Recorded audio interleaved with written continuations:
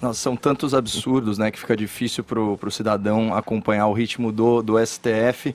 E vamos ver se eu consigo fazer em 4 minutinhos aqui antes do break. Porque a imoralidade da vez são essas 3 decisões monocráticas, né, portanto individuais, de 2 ministros sobre 2 matérias distintas, né? A primeira decisão é essa suspensão das investigações da Receita Federal que atingem ministros da Corte, seus parentes e outras autoridades. Quem é o responsável? Alguns diriam, quem é o culpado, né, por essa decisão? É o ministro Alexandre de Moraes. E é um detalhe importante, né, que o Zé trouxe para a gente, é que essa decisão ela foi tomada no âmbito daquele inquérito do STF para apurar fake news, e aqui com aspas muito irônicas, né? É um inquérito sigiloso e sem objeto. Portanto, não se predeterminou o que está sendo investigado, nem quem é investigado. Então, é a investigação mais genérica que tem na República. E mais, ela foi prorrogada agora por 180 dias. Então, é uma investigação genérica e com vocação para a eternidade. E qual que, além disso, qual que é a ilegalidade mais flagrante desse inquérito? Ela foi instaurada de ofício,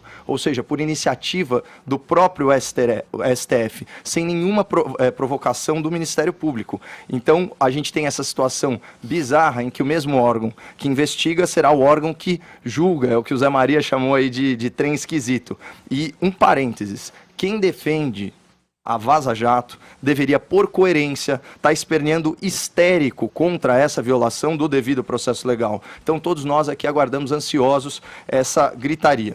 E, finalmente, sobre essa decisão, quem, em especial, é beneficiado diretamente pelo Alexandre de Moraes? As esposas do Gilmar Mendes e do Dias Toffoli, que estavam aí às voltas com a Receita Federal. Aí a gente vai para a segunda e para a terceira decisões, que são primas, por assim dizer.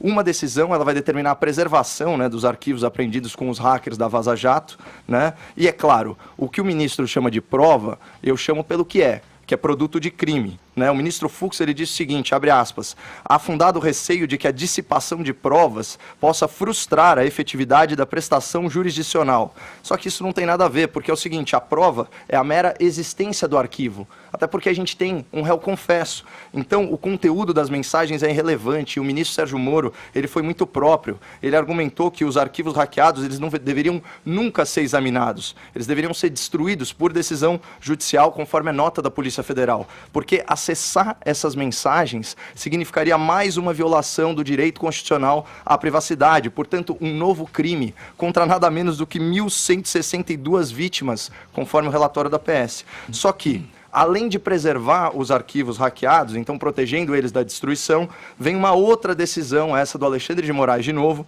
solicitando a cópia integral do inquérito e de todo o material apreendido, ou seja, até dos arquivos hackeados, dos áudios, das mensagens. Então, isso é o ministro Alexandre de Moraes trazendo para o Supremo o segredo, exatamente como o Zé Maria falou, a vida privada, a intimidade de autoridades e agentes públicos. Haja poder. E aqui, para fechar, lendo a notícia no Globo e na Folha de São Paulo, eu encontrei uma contradição explícita, que eu faço questão de repercutir para o ouvinte para mostrar o descaso desse Supremo Tribunal Federal com a lei, com a verdade e com a justiça. Olha isso. Esse é o trecho da decisão do ministro Alexandre de Moraes. Abre aspas. Diante das notícias veiculadas, apontando indícios de investigação ilícita contra ministros desta corte, espeça-se o ofício solicitando cópia integral do inquérito e de todo o material apreendido. Portanto, eu quero que o ouvinte preste atenção nessa expressão. Diante das notícias veiculadas, ok? Vamos lá. Relata a Folha de São Paulo. Em um dos diálogos, o procurador Deltan Dallagnol sugere que recebeu da Receita informações sobre pesquisas em andamento nas contas do escritório de advocacia da mulher de Toffoli. Portanto, a gente está falando do quê? Informação fruto da Vaza Jato. São mensagens não confirmadas, não periciadas por autoridade judiciária, obtidas ilegalmente, mas que foram publicadas pela imprensa militante. Beleza. Continua a Folha de São Paulo. O ministro Moraes pediu informações detalhadas sobre os critérios que levaram a Receita Federal a realizar a fiscalização de 133 contribuintes, entre eles as esposas dos ministros do STF. A Receita respondeu o porquê de ter iniciado essas investigações. Aí vem a resposta. Moraes criticou a Receita por ter informado ao Supremo que baseou-se em, abre aspas, notícias da imprensa como um dos critérios para sua investigação. E é verdade, olha a citação aqui do ministro de de novo.